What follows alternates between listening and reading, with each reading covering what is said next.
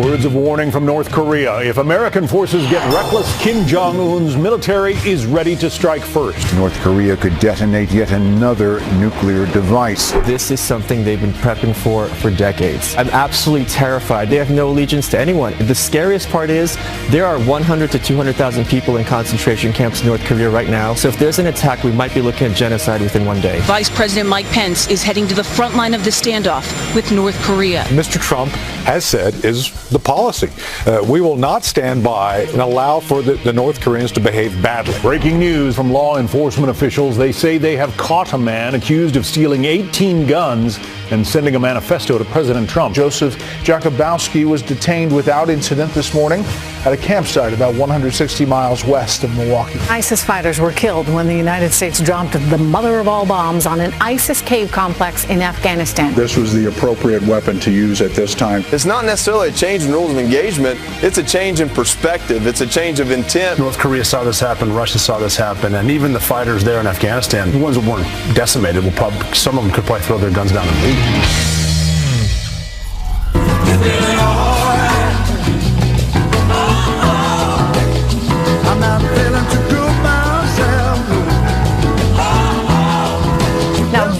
A good song to get the morning started. Feeling all right. How yeah. did you guys know it's one of my faves? Is it? It is. We must have known. We didn't know, but we're glad it is. That's a live look there at our plaza. A lot going on today. We are celebrating Tax Day.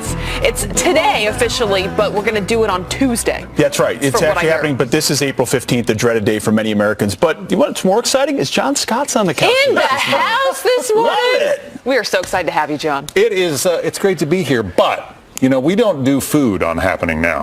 And you guys have such a spread out there. It's true. And it smells so good, and I am dying of hunger. Just wait until you see Pete eat it all. Well, we'll have an eating contest maybe, potentially. All I do is eat on the show. It's how I have breakfast. Ribs, you said today. What? Ribs out there today? Barbecue? We're going to help you relax on Tax Day, not be stressed. But, John, I saw you in the hallway, and I thought, is it 11 o'clock on Monday? Is it happening? No, it's not. It's 5 o'clock on Saturday. We're ready to go. I do work. We're excited to have you. And we've got a lot of news to get to this morning, starting with North Korea. Yeah, that's right. We start with a Fox News alert. The world is watching North Korea this morning as tensions reach a boiling point with the United States. Kim Jong-un showing off its country's military arsenal and may be on the verge of another nuclear test. Griff Jenkins is live from Washington, D.C. He has the very latest for us now. Griff? Good morning, John, Pete, and Abby. It is truly an understatement to say that tensions are running high on the Korean Peninsula today. A massive show of force as North Korea paraded what looks to be intercontinental ballistic missiles, among other heavy weapons, during its annual celebration honoring the country's founder, Kim Il-sung, as the world watches cautiously in anticipation of North Korea's 6th nuclear test. The message out of Pyongyang is clear. They're ready for war. North Korea's vice foreign minister on Friday saying they are prepared. We are taking into account the most aggressive and dangerous option that the U.S. might come up with. We'll go to war if they choose. The foreign minister also saying that North Korea views the Trump administration as much more vicious and aggressive than the Obama administration. This comes as Vice President Mike Pence travels to South Korea this weekend to reassure our ally in the face of these rising tensions, discussing, among other things, how the U.S. will respond should North Korea conduct that nuclear test. And China now reacting to the ratcheting up of the North Korean provocations. China's foreign minister warning that, quote, storm clouds are gathering and that if war breaks out, then no one wins in that situation. But how President Trump will respond in the face of that test is anybody's guess. The USS Carl Vinson is positioned off the Korean Peninsula and clearly capable of missile strikes if necessary. And reports of a preemptive strike by the U.S. were shot down aggressively by Pentagon officials yesterday. So we wait and watch on this Easter weekend to see if provocations and these tensions rise even more. Not only could we face a test, guys, of the nuclear test, is also whether they'll test missiles like we saw in that parade. That's right. Griff Jenkins. Griff, thanks a lot for that update. Griff. Appreciate it. You know, this is the most important day on the North Korean calendar. It's called the Day of the Sun, as he said, the birthday of the founder of that country. 105 years. 105 years. They always have these parades marching missiles down the middle. Sometimes we don't know if they're real or fake, but it's all this chest beating of the regime, which they've used over time, many, many decades, to build up a nuclear arsenal. They weren't supposed to have one. They've got one. Yeah. And how unfortunate that Easter weekend, of course, has to coincide with their celebration of the Day of the Sun. Yeah. That's right. And another huge test for President Trump when it comes to foreign policy. I mean, you think about the past 2 weeks and what he has been really asked to do to handle these situations, and he's saying we are going all in. This is going to be very different from the past 8 years. We're going to lead from the front. That's right. It's America first mixed with American leadership. What does it look like? And the propaganda of North Korea will say, oh, he's reckless and unpredictable. He's not predictable. He's also shown a willingness to use military force, whether it's the chemical weapons, the attack for chemical weapons in Syria, or the mother of all bombs in Afghanistan. But this is a different approach. It's brinksmanship. It's a willingness to say that we will use military force if necessary, which changes the calculation of North Korea. Because what we've done so far in North Korea hasn't worked. In fact, the 5 previous nuclear tests, and I think we have a full screen of the 5 previous tests that North Korea has done and how the U.S. has responded. So in 2006, the first one, U.S. blocks military equipment and exports. There's sanctions there. In 2009, a lot of talk, labels it a grave threat, but no embargo. January of 2016, you can see it really ramps up in 2016. Law passed in sanctions, and then there's 2 more in, there's 2013. We moved some defense equipment, missile shields, and then in September of 2016, we pushed for more sanctions. So a lot of sanctions, a lot of talk, UN resolutions, but their march to a nuclear bomb continues. Yeah. And of course, the upsetting thing is the fact that North Korea is so tightly allied with Iran. I mean, you can't think of 2 worse actors on the world stage right now. But whatever technology North Korea manages to put together is quickly going to be in the Iranian arsenal. It's such a great even point. More frightening. Interesting timing, though, for Mike Pence, the vice president, to be traveling over to South Korea today to be there tomorrow. I mean, I think that's a very smart move. We had Ambassador John Bolton. He was on Fox News yesterday, and he said it is so important when it comes to North Korea to act now. Here's what he said. We don't have much time, and one of the reasons that we're, I think, so pressed now is after 8 years of the Obama policy of strategic patience, which is really a synonym for doing nothing, North Korea's capabilities worldwide are much greater. And let me just add one other point. When North Korea gets the capability to drop an ICBM with a nuclear warhead on the United States, Iran will have it the next day for the right price. So they've got a couple dozen nuclear weapons. They're developing the ability to deliver that payload in intercontinental ballistic missiles to our shores, which makes it a very real threat to us. And John, you mentioned Iran. What a lesson North Korea is on Iran. North Korea, we brokered this deal in 1994. President Clinton, we were supposed to get rid of all their nuclear weapons, some sanctions relieved. Here we are 2 decades later. They're armed and ready to go. Why do we believe that in Iran it would be any different? It's a sobering lesson. And they are so unpredictable and mercurial. Yes. Kim Jong-un does not seem to be a stable individual, and he talks about President Trump being so that's right, belligerent, but this guy, you don't know how he's going to react. That's why we're watching today very closely, because you just don't know how things are going to play out. I think the most important player in all of this, though, is China when it comes to North Korea, because they really pull the strings in terms of what they are capable of doing and not. So there was a call on Wednesday night with President Trump and President Xi of China after their trip they had together at Mar-a-Lago. I think that really says a lot about this relationship that really we haven't seen for a very long time. And I think he said, the President Xi said, I want to work with you to denuclearize North Korea. If that is the case and they end up ultimately following through on that, that would be a game changer in this whole thing. It's a big development after decades of futility on this issue. To get China to do that shows that, hey, maybe President Trump knows what he's doing when it comes to the international scene. Speaking of knowing what we're doing, our military, we're got an update in Afghanistan. You heard about the mother of all bombs dropped in Nangarhar province against an ISIS compound. Well, we originally reported that 30 36 ISIS fighters were dead. This morning, we're learning up to 90 ISIS fighters were killed in the usage of that bomb. So a threefold increase in the amount of ISIS fighters killed in that strike. Turns out it was a hub and a headquarters and a network, and still 0 civilian casualties. General Jack Keane was on the program, was on the channel last night on Hannity. This is what he had to say about the strike. Take a listen. Recall, 3 Secretary of Defenses all had challenges with President Obama in the execution of their duties. Secretary Gates, Secretary Panetta, and Secretary Hagel was fired over it. The issues were the same: micromanaging the military. What President Trump has said, listen, when we're involved in conflict operations in Iraq, in Afghanistan, other places where we're already there, already committed, what you do with your forces are your decisions. The result of that, Kimberly, is that we actually make better decisions, and the fact is the forces are more effective because they can adapt to an enemy that is changing as the days go by. And when you're able to do that and you don't have to ask permission, we're very responsive in getting on top of that enemy. So what he's talking about there is President Trump giving the generals really all the say when it comes to defeating ISIS and combating terrorism, that they're the ones that are on the front lines. They have seen this for years now. They know what to do over there. They know how to act. And so he trusts them. No more second guessing, right, as we saw for 8 years, really, during the Obama administration.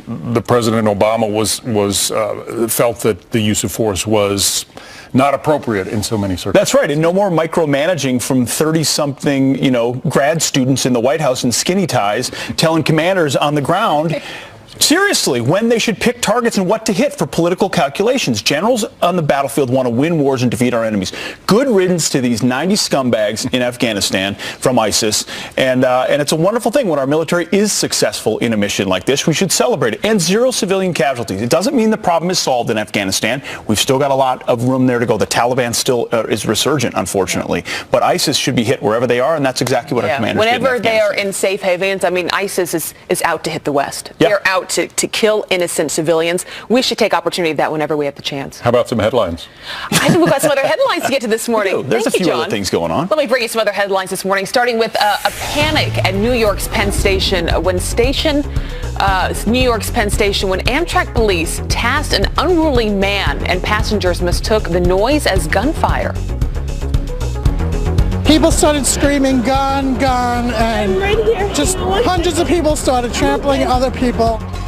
A man was tased while people frantically running for the door in a stampede, leaving a trail of debris and abandoned luggage. About a dozen people were hurt. All that commotion made worse because of a power outage earlier in the evening that packed the station with stranded passengers.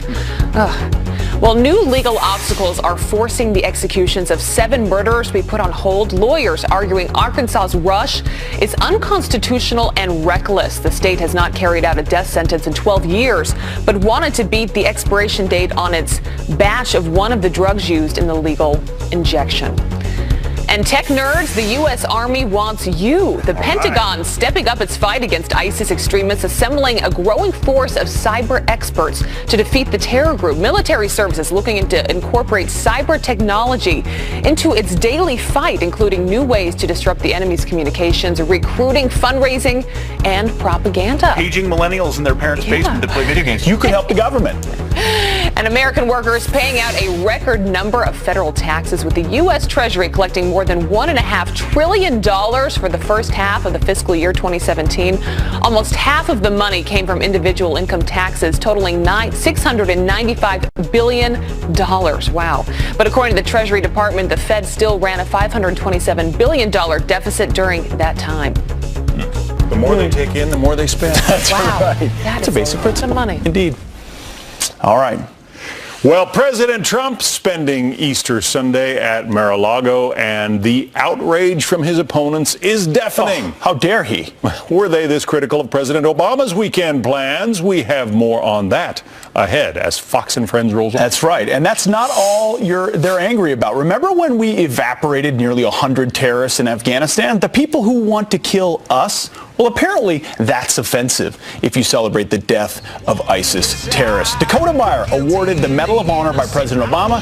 He's got some thoughts about that. He'll be coming up soon. We weren't born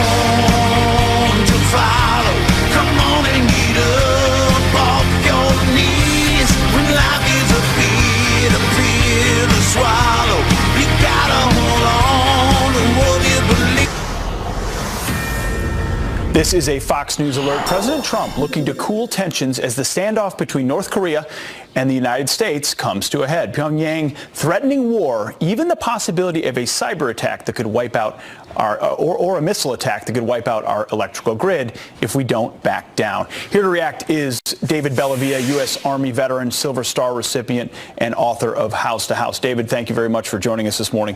So first of all, take us inside this regime just for a second. The nature of what Kim Jong-un has surrounded himself with and what they're threatening the United States with. Well, thanks, Pete. I appreciate it. You know, this is a leader who's a very paranoid guy. Majority of his population starving. He's importing French cheese. You know, eats so much of it he has trouble walking. I mean, this is an unstable man. It's an unstable regime.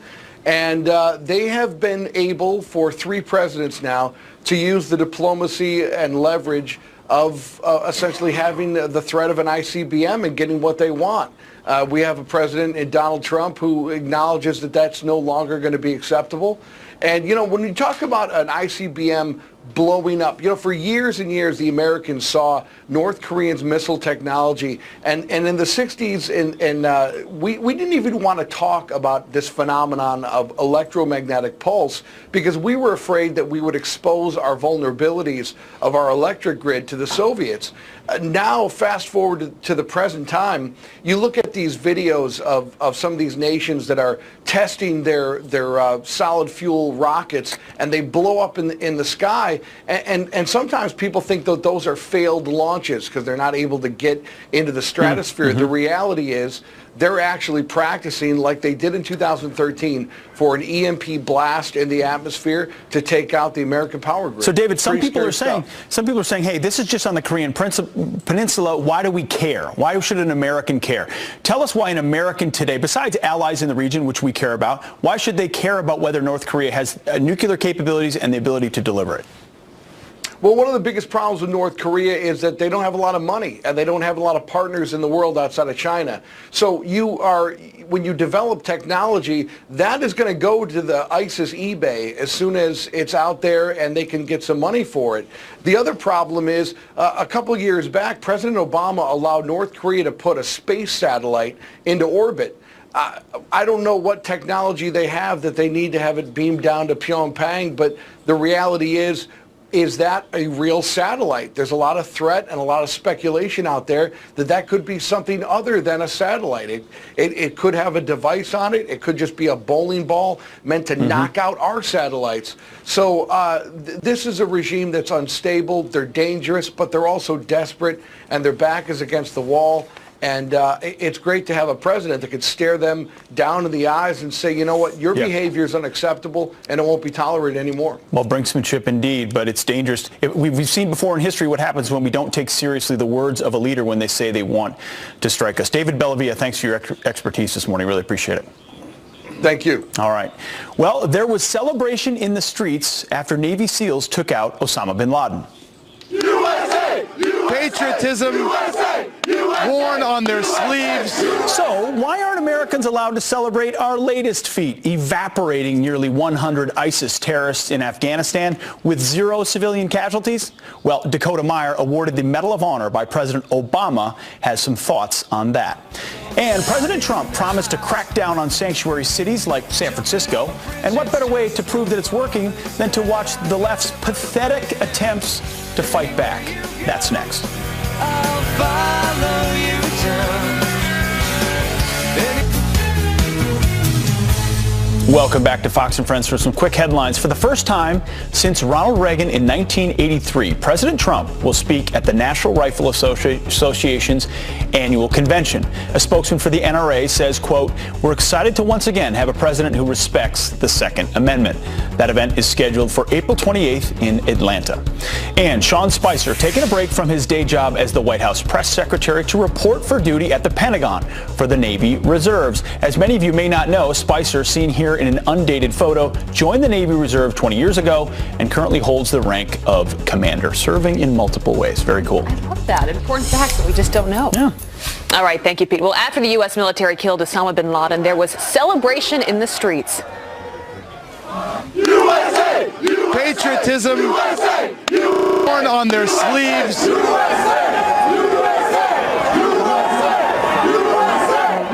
But after the U.S. launched the mother of all bombs and killed almost 100 ISIS terrorists in Afghanistan, there were few cheers. And instead, there was talk that it was too, quote, aggressive. What do you think about that? Let's talk with Dakota Meyer, a Marine Corps veteran, a Medal of Honor recipient who fought in Afghanistan, not far from where that Moab bomb was dropped. He joins us now.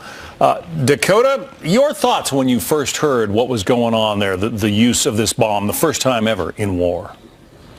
I mean, look, I think that it's great that we're finally doing it. I think it shows that it's a direct reflection of leadership, right? I mean, I think it finally shows that we have an administration that's letting the military do its job. I mean, this region is unforgiving terrain. I mean, you know, it's not like it's a city. It's not like it's a, you know, it's not like there's a, it's unforgiving terrain. It's some of the hardest terrain that I've ever seen in the world. And that's what makes them so successful. And that's why they put obviously their headquarters there, because it is hard to kill. I mean, you take one bomb drop and it kills 90 of them. I mean, listen, that's a success any day in my book. Absolutely. You know, Dakota, to step back, some people are criticizing, saying, well, we shouldn't celebrate this.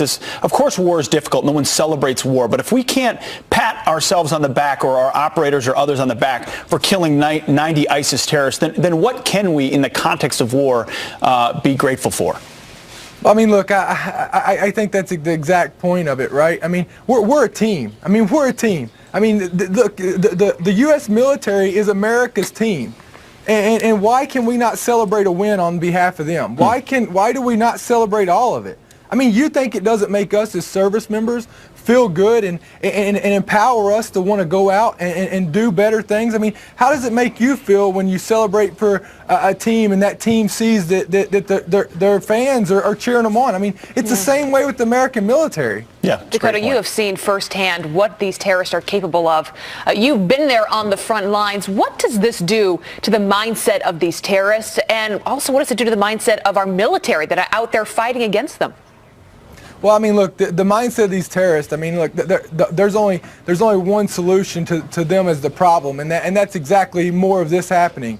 But, you know, for the U.S. military, I mean, I think you take a year ago, we had a commander-in-chief that would let you get captured by Iran and not do any repercussions. I mean, what do you think the mindset is there? Versus now we've got a commander-in-chief that's saying, hey, run your military like you need to and do whatever it takes to get rid of the enemy. Yeah, Dakota, what does it mean when you're on the ground to be able to make those decisions? Because President Trump has pushed decision-making down to commanders. You know, at the local level, you made a lot of decisions that earned you the Medal of Honor. If you had to call up and report and ask permission every time, it causes delays. So how big of a change is it when you push decision-making down to the lower level? Well, I mean, it's huge. I mean, it's huge. I mean, you take the battle that I was in, we lost guys because of the reason that they were so worried about collateral damage, right? I mean, I'll never forget hearing that the village was shooting at us. And finally, we've got someone who's coming in and saying, hey, run the military like it needs to be. And you have, you know, instead of worrying about politics and the court of public opinion, hey, do whatever needs to be done in order to be successful. All right, Dakota Meyer, good to have you here, getting your perspective. The home team is such a great point. Dakota, thanks a lot. It is. We're the home team. You got it. Well, North Korea is threatening war with the United States in a fight that could have nuclear consequences.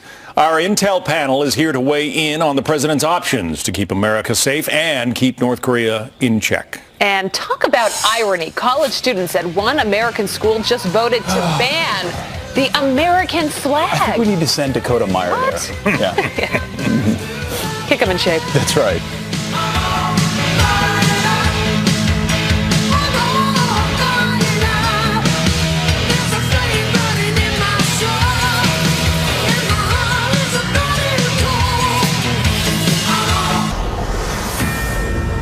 North Korea is a problem. The problem will be taken care of. I will say this. I think China has really been working very hard. President Trump, they're taking a hard stance as tensions with one of our greatest enemies rise to alarming levels. North Korea showing off a flight of new missiles at its annual Day of the Sun military parade earlier today, including two that could be intercontinental missiles. So what are the president's options when it comes to this growing threat? Here to discuss, former CIA officer Brian Dean Wright, former Army Intel officer Lieutenant Colonel Tony Shaffer, and national security analyst for the Clarion Project, Ryan Mauro. Thanks, each of you, for being with us. Tony, there have been 5 nuclear tests from North Korea before. We expect there could be another one this weekend. Right. Not much has happened after the 5 previous tests, frankly. How should the U.S. respond this time, if it happens? Well, look, we have to break a pattern. I was there in 1994 when we first started down this path of trying to get the North Koreans off that. And let me tell you, John, in 94, there was a heightened set of tensions just like now. I mean, when I was in Seoul, I was actually contemplating how I would get out of the country should we go to war. So we have to understand that this has been going on a long time. So I think what's notable here is that President Trump is finally talking about breaking out of this pattern of allowing the North Koreans to do things like build their nuclear arsenal, do tests, and actually get rewarded for the bad behavior. So I think this is the key here, is that if there's another nuclear test, I think the results of this event will not be more rewards. I think Mr. Trump will do things to make them pay a price, and that's going to become an issue that we have to discuss. Brian, it is always said that China is the key. The president seems to feel that he has China's backing this time. Yeah, and that is a huge, huge change. You see, for many years, the world has passed a variety of different sanctions, and everyone has known that the only reason that they would be successful is if China actually did something about it. To date, they never have. And what you're seeing is President Trump saying, all right, I'm going to force their hand. Why? Because we know that the Chinese want stability over all things. And if we start making that region a bit unstable, that will force the Chinese to act, and that's why you're seeing them do the things that they're doing now, like withholding coal shipments and so forth. You're going to see a lot more action when President Trump does these shows of force backed up by things like the strike in Syria. President Trump has said he wants to be unpredictable. He does not want to telegraph his next move. Ryan, tell us how that plays into the Korean mindset here. Well, look, Trump always called himself a counterpuncher, and now what you are seeing is the arrival of a counterpunching foreign policy. So the problem that he now has is that if he fails to counterpunch this time, then it looks like we back down and our credibility is injured because of that. So some options that Trump, I think, should exercise is declassify the information that links the Iranian nuclear program to the North Korean program so people see them as one entity, and also announce measures to reach the North Korean people so that the regime realizes that the information blockade and the cultish environment that sustains the regime is coming to an end. You're all on camera at this moment, so I want a show of hands. How many of you expect a nuclear test today? Within the next few weeks, let's say that. All right. Few weeks. All right. So within the next few weeks. And the response, Tony, what should it be? Well, first, as stipulated, I think the Chinese have to take a very serious look at what they do. I think we have options. Let me be clear, so we not to say anything I'm not supposed to. We have options to do things against their program. We've been planning these things, John, since the 90s. The question becomes, will there be political will by this president to do something about it? This may not be necessary by the fact that the Chinese may well decide, hey, we don't want to see the North Koreans do something to provoke the United States. This is a big game of poker, and the stakes are very high, but it's a game that's been going on a long time, and we've always not been playing the strong hand we have. And this is where we're at. It'll be fascinating to see what happens this weekend and maybe in the next couple of weeks, as you all suggest. Tony Shaffer, Brian Dean Wright, Ryan Mauro, thanks for your expertise. Thank you. Thank you, John. All right, to some headlines now. This morning, new proof that President Trump's crackdown on sanctuary cities is working. San Francisco filing a lawsuit claiming it's on track to lose $2 billion in federal funding. It's also asking a judge to overturn the executive order signed by President Trump. The Justice Department firing back in an interview with Judge Janine set to air later tonight. We've got to keep the pressure up. We're going to look at these grant programs. If you're not cooperating with the federal government, you're going to lose grant money. We're going to battle on them every step of the way. We're going to put pressure on these cities, and it's just important for America and the people in these cities. You can see the full interview tonight at 9 p.m. Eastern Time right here on Fox News. And a 5-year-old boy is killed in a freak accident at a rotating restaurant in Atlanta. The boy was pinned down between the rotating floor and a wall, suffering a head injury at the Sundial restaurant, which sits atop the Westin Peachtree Plaza Hotel. The restaurant will remain closed until Monday. That is so sad. And a slap in the face to our veterans. College students voting to ban the American flag from their school meetings. Student government at the University of California, Davis says, quote, the concept of United States of America and patriotism is different for every individual.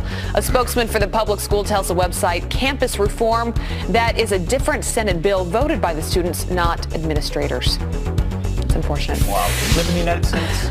And United Airlines adding insult to injury after dragging a passenger off an overbooked plane, causing some global outrage. No, this is wrong. Oh my God, look at what you did to him. Oh my God. The story that will not end. We are now learning that the airline did not send Dr. David Dow's luggage with him. Instead, it shipped his bags to his practice in Kentucky, leaving him with nothing as he recovered from his injuries in a Chicago hospital. I mean, everything that could have gone wrong in that moment went wrong. That's unreal. That's rough. That's, as you said, this story that never ends. We'll see. We'll keep bringing it to you. Well, American forces just wiped out close to 100 ISIS terrorists, and the media is slamming the president for being in Mar-a-Lago. It is a place where people who don't have any credentials necessarily other than the fact that they're a member of the country club can be roaming the property while Donald Trump is there dealing with world crises. Were they this critical of President Obama's weekend plans on the links? Molly Hemingway is on deck. And it may be tax day, but we have the best way to spend that tax return, a new car. 5 of the best cars from the New York Auto Show right here on our plaza all morning What is long. not on our plaza right now? That's what I want to know. Can't wait for that.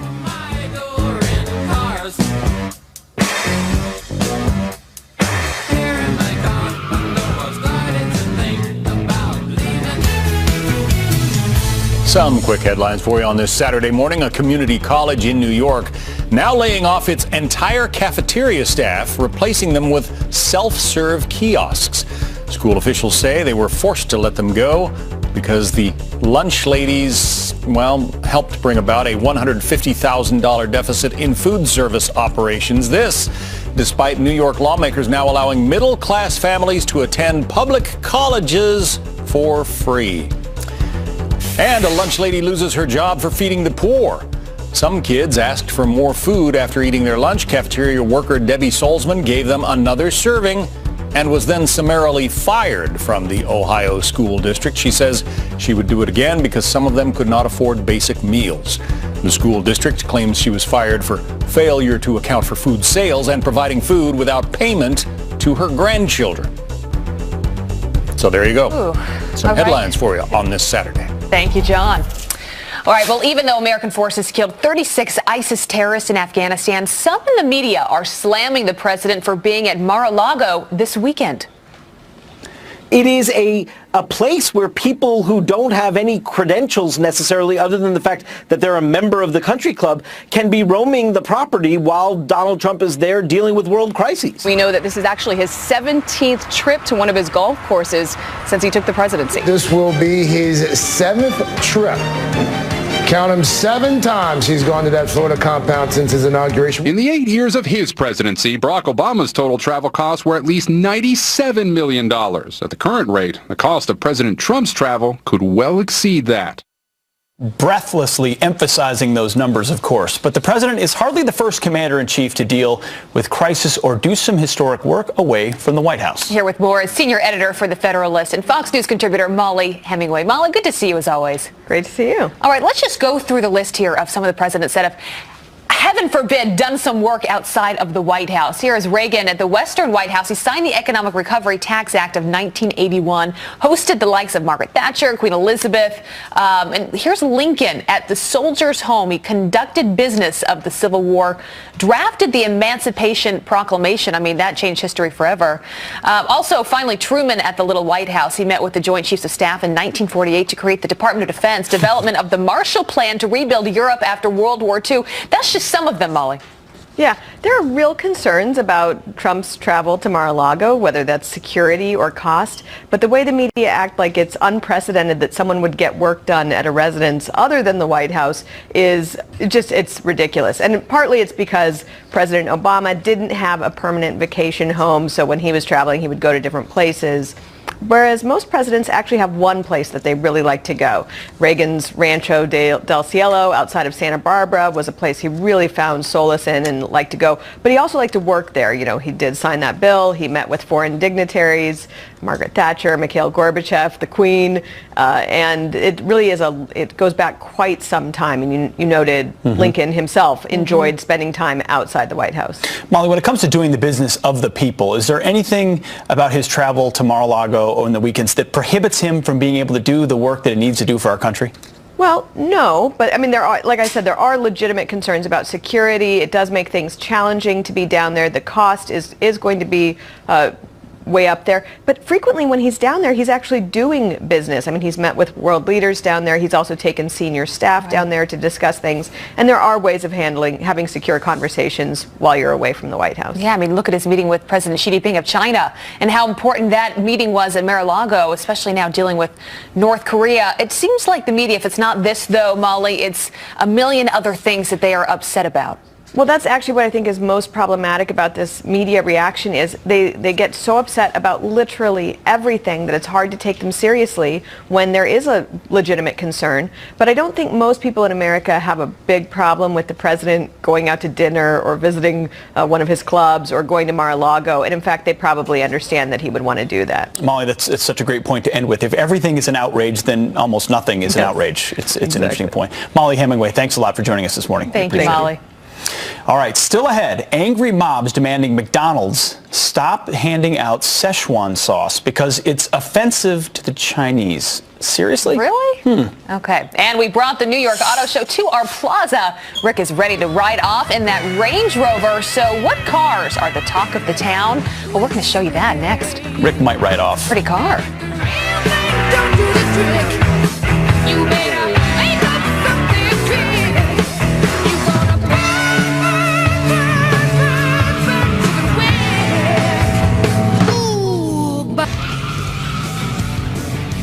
It's time to start your engines. This weekend, the New York Auto Show is in town, but if you don't have a chance to go, we have some of the best and the newest cars right here. Associate Editor for Motor Trend Magazine, Miguel Cortina, joins us now. Miguel, welcome. Hey, Rick, thank you. This is one of the best times, most fun every year for New Yorkers. The big auto show here, it's one of the biggest auto shows in the world. For sure, yeah, it's one of the most important ones, and we have really cool cars that were shown this year. Speaking of cool cars, this Infiniti right here, tell me about this. So this is an Infiniti QX80 monograph. It's an exterior concept, and it's previewing the design of future Infinitis in the years to come. I talked to Alfonso Albaiza, the designer of this, Cuban-American great guy.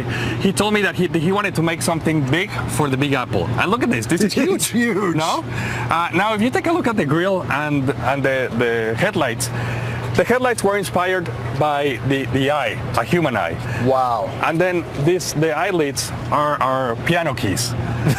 That is spectacular. And the windows are amazing there. It's just like one entire wrapped window. Right. We can't see the interior. The interior will come later. And also no side view mirrors. That's because that's a futuristic concept. Of course, I'm sure there's cameras all around. Right. All right, take us to the next one. Here's a Land Rover? Range Rover Velar. This is the newest Range Rover. It sits between the Evoque and the Sport, and it has 3 engine options. The interior is fantastic. It's super elegant. You have 2 10-inch touch screens. You can configure all of them the way you want, customize them. Power goes from about 180 horsepower to 380 horsepower, and you get a diesel on this one too. And what's the price range on this? This starts at $49,900. Okay, so about 50,000. About 50,000. Yeah. Okay, all right. Now go to this Volvo right here. Volvo XC60, beautiful SUV. This was shown originally in Geneva, but this is the first time shown in North America. Also 3 engine options. Power ranges from 250 horsepower to 400 horsepower, and you get a plug-in hybrid too. Wow. So it's very cool. Okay, and then the price on this? No price yet, but should start around 42,000. That's what we think. This kind of mid-compact, what is it called? Like a compact SUV kind of thing? Mid-size SUV segment. That's the hottest segment right now. All right, so right here, this is a Nissan Rogue? Nissan Rogue. Take a look at this. Abby has a friend over here. Oh my gosh. I mean, we have Baxter over here. What's up, Baxter? I think this is the best car for the pets that you can get today. We've got two in the back seat here, one in the way back. This is not in the market. This is just a concept. It's just for fun. But look at this. You have the ramp, to help your puppies go up. You have a water hose over here too to wash them.